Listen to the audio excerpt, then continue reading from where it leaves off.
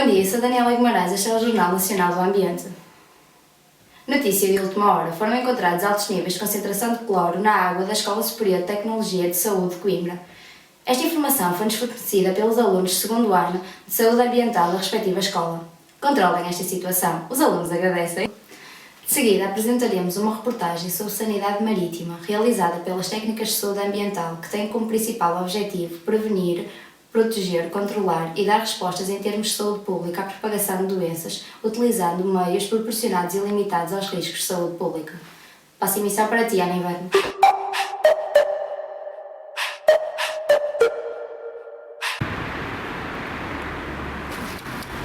Bom dia, Daniela, e obrigada. Mas eu vou falar com a técnica Raquel Nossa. Venha comigo. Bom dia, Raquel. Bom dia. Falo que já tínhamos falado consigo, vamos fazer uma reportagem sobre sanidade marítima e estamos a sua ajuda. Primeira pergunta: quando o navio está prestes a entrar no porto, o que é que se faz? Primeiro temos de verificar se o navio tem problemas de saúde. Depois o comandante deverá fazer chegar essa informação ao Serviço da Sanidade Marítima. Obrigada. O que é que se faz quando há informações de passageiros clandestinos, doentes ou óbitos? Nesse caso, a autoridade de saúde responsável pelo porto deverá ser de imediato avisada. Tomamos agora para a reportagem com a repórter Raquel Nossa.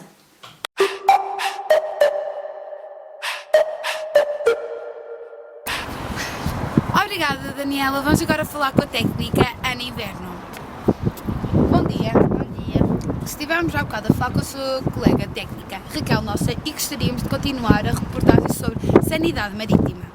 A primeira pergunta que lhe quero fazer é: que documentos precisam de ser entregues no Serviço de Sanidade Marítima? Precisa ser entregue a Declaração Marítima de Saúde, a lista de tripulantes, de passageiros, a cópia do certificado sanitário, a identificação da carga transportada. Também gostava de saber o que é que acontece com os documentos que não estão em conformidade com as normas previstas no Regulamento Sanitário Internacional. Se todos os documentos estiverem em conformidade com as tais normas previstas no RSI, estão reunidas as condições para o navio poder fazer suas operações portuárias. Caso contrário, devem ser datados os procedimentos necessários para que estes sejam solicitados de novo. Pode-me dizer o que é a livre prática? A livre prática é o ato que confirma o estado sanitário do navio e autoriza a livre movimentação de passageiros e bens, entre eles. Ok. E em que consiste? Basicamente tem como objetivo assegurar a higiene e segurança para os passageiros. Por último, também gostava de saber de quem é a decisão final de não haver livre prática. Basicamente é da responsabilidade da Autoridade de Saúde e esta pode ser suspensa, pelo menos pela Autoridade de Saúde, caso verifique alguma situação de risco de saúde. Muito obrigada.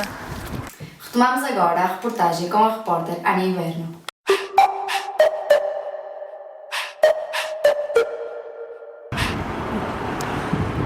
Obrigada, Daniela. Vamos agora falar com a técnica Raquel Nossa. Venham comigo. A técnica Raquel Nossa acaba de fazer uma colheita de água. Vamos ver como correu. Olá, Raquel. Boa tarde. Como correu a colheita de água? Correu bem, agora vou mandar para o laboratório para analisarem e depois poder concluir. Ok. Obrigada. Este técnica Raquel Nossa. Durante a estadia do navio em Porto, poderá ser necessária a realização de vistorias? Sim, para verificar as condições exigidas no CCSN. O que é o CCSN? Certificado de Controle Sanitário do Navio. Então diga-nos, Raquel Nossa, se tu caso esse certificado estiver caducado ou expirado, o que é que acontece? No caso do certificado exibido se encontrar caducado, haverá obrigatoriamente lugar a uma nova vistoria.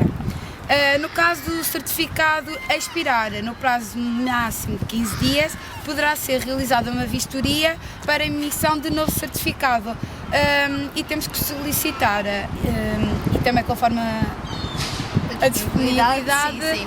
do serviço. Então e as vistorias são baseadas em quê? As vistorias aos navios deverão ter como base o documento de Regulamento Sanitário Internacional. Quando é que devem ser efetuadas? Devem ser efetuadas vistorias aos navios sempre que haja lugar à emissão do CCSN. O tal certificado, sim. Sim. E há locais específicos para essas vistorias? Sim, por exemplo, a farmácia de bordo é um dos locais a visitar.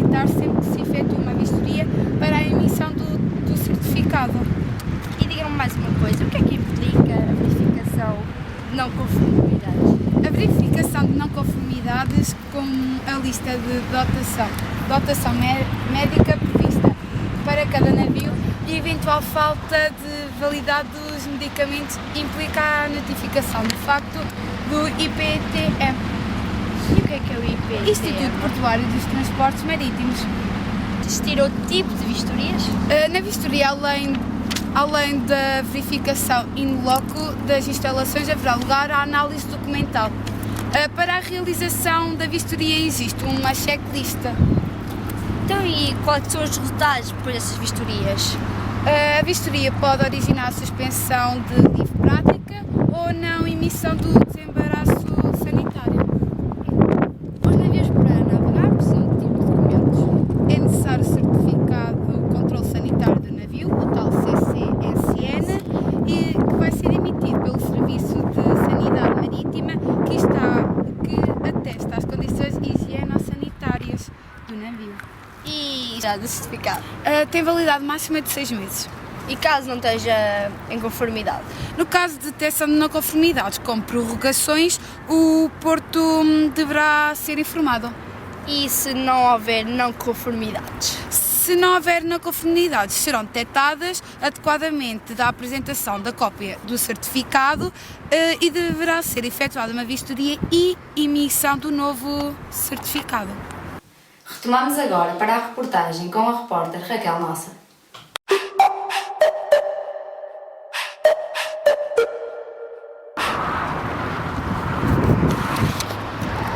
Obrigada, Daniela. Vamos agora falar com a técnica Daniela Guimarães. Bom dia. Bom dia. Estivemos há bocado a falar com as suas colegas técnicas sobre sanidade marítima e eu gostaria de continuar a reportagem consigo. O que é necessário para o navio poder sair? É preciso o desembaraço sanitário que confirma que o navio está em condições para poder partir. Qual é a validade deste próprio documento? Esse documento tem validade até 24 horas do dia seguinte à sua emissão, mas pode ser suspenso pela Autoridade de Saúde quando se verifica a ocorrência de qualquer situação que, após a sua emissão, possa representar risco para a saúde pública ou para a saúde dos passageiros e tripulantes. E se o desembaraço sanitário for suspenso? Sempre que a Autoridade de Saúde suspenda o desembaraço sanitário, deve informar de imediato o comandante do navio, o capitão do porto, o agente de navegação, a administração portuária, a alfândega, os serviços estrangeiros e fronteiras. Quais são os registros ou a ficha do processo do navio para sair? Deve ser adotado um registro informático e implementado em todos os serviços de sanidade. Muito obrigada! A reportagem com a repórter Daniela Guimarães.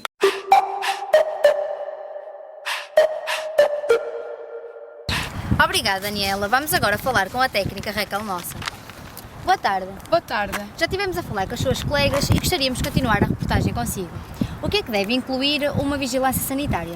Deve incluir programas específicos como o abastecimento de água potável, estabelecimentos de restauração e instalações sanitárias públicas. O que é que acontece quando o porto possui captação própria de água para o abastecimento de navios? Nesse caso, deve-se implementar um programa de controle de qualidade de água. E se utilizar água da rede pública para esse abastecimento? Aí não é necessário implementar o programa de controle de qualidade de água. A entidade portuária deverá estabelecer um programa de controle operacional? Sim, a entidade portuária deverá estabelecer um programa de controle operacional adaptado ao sistema de distribuição ou abastecimento. O que é que consta esse programa?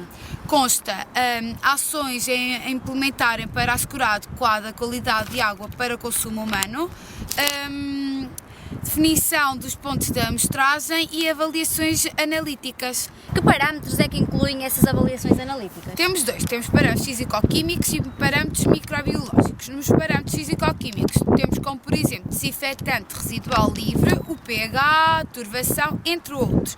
Já nos parâmetros microbiológicos temos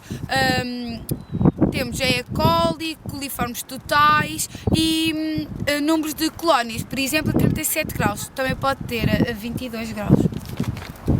Com que frequência é que os estabelecimentos de restauração e bebidas existentes na zona portuária devem ser sujeitos a vistorias de vigilância sanitária? Uma vez por ano, para se verificar as condições higieno-sanitárias. E as instalações sanitárias? Também uma vez por ano. Como é que são organizados os resíduos? São organizados em 3 grupos. Temos os resíduos sólidos, os resíduos líquidos e os resíduos hospitalares. Qual é a intervenção dos serviços de sanidade marítima nesta área? É para verificar, fiscalizar e acompanhar o plano portuário de gestão de resíduos da administração portuária. Que medidas são efetuadas contra as doenças transmitidas por vetores? São efetuadas consultas regularmente e são recomendadas medidas de desinsetação ou outras medidas de controle de vetores. Também é de constar que no certificado de controle sanitário do navio a indicação da presença de vetores a bordo e as medidas de controlo tomadas para os erradicar. E por fim tem que existir programas de controlo de vetores. Obrigada. Retomamos agora para a reportagem com a repórter Raquel Nossa.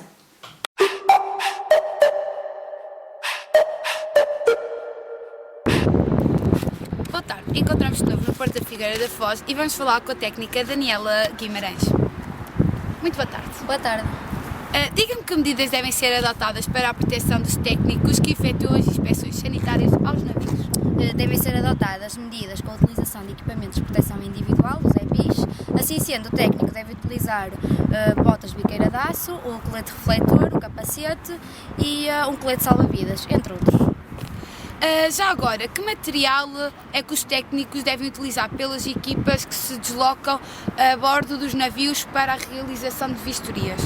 Devem dispor de kit para a colheita de alimentos para análise, kit para a colheita da amostra de água para análise e equipamento para terminação do desinfetante utilizado na água para consumo humano, por exemplo o cloro, e o mediante do pH.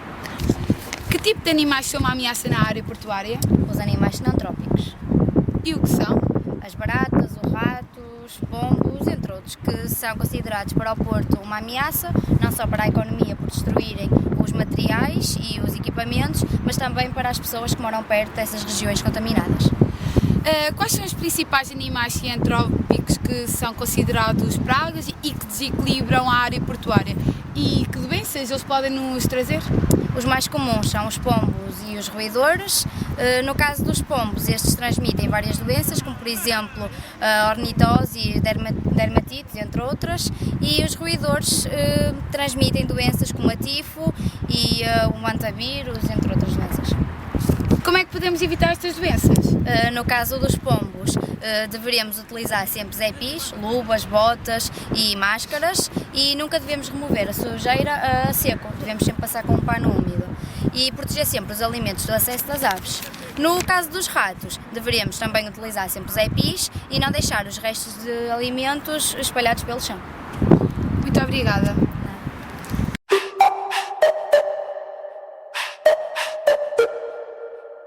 Ontem, no distrito de Porto Alegre, na barragem do Caia, foram descobertas cianobactérias através de uma técnica de saúde ambiental que proibiu a população do contacto com esta água, devido à possível contaminação por cianobactérias. Damos como terminado o Jornal Nacional do Ambiente. Até amanhã.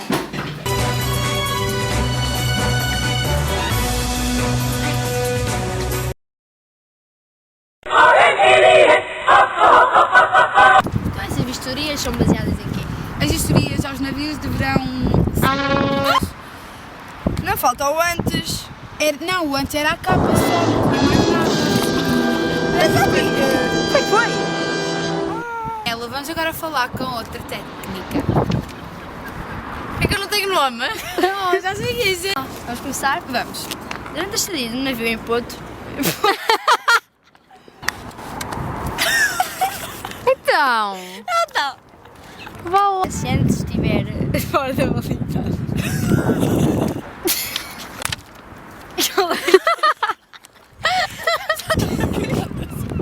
Ai, que cara séria do mar, meu! Estão para o... Muito boa tarde. Encontramos-nos de novo no Porto da Figueira da Foz e vamos voltar a falar com a técnica Daniela. Muito boa tarde. boa tarde. Diga-me que medidas devem ser... Adotadas! Não aguento. Outras doenças. Vou perguntar... Ela acabou assim do meu colheita.